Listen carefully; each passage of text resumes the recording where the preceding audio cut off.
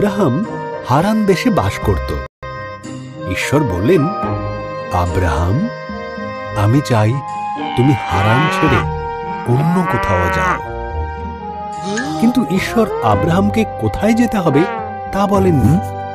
ঈশ্বর বললেন, আমাকে বিশ্বাস করো।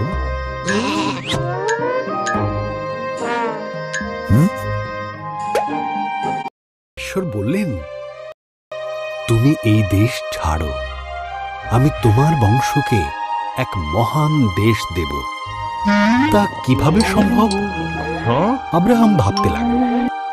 তার স্ত্রী সারার অনেক বয়স হয়েছিল, তাই সে সন্তানের জন্ম দিতে অক্ষম ছিল। কিন্তু ঈশ্বর বললেন, আমাকে বিশ্বাস করো।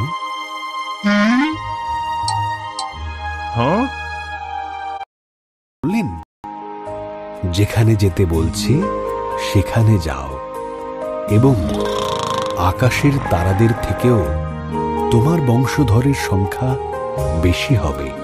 তাদের মাধ্যমে সমস্ত পৃথিবী আশীর্বাদ লাভ করবে। আমাকে বিশ্বাস করো। আর তাই আব্রাহাম ঈশ্বরের প্রতি বিশ্বাস রাখল।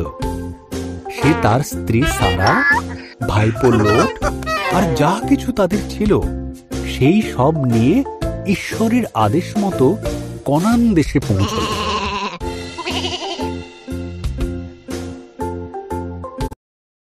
সেখানে পৌঁছে আব্রাহাম সিকিম প্রদেশে বসবাস শুরু করল। এখানে ঈশ্বর তাকে দেখা দিলেন। তিনি বললেন, এই ভূমি আমি তোমাকে আর তোমার সন্তানদের দেব। আব্রাহাম সেখানে ঈশ্বরের নামে এক পবিত্র বেদি তৈরি করল।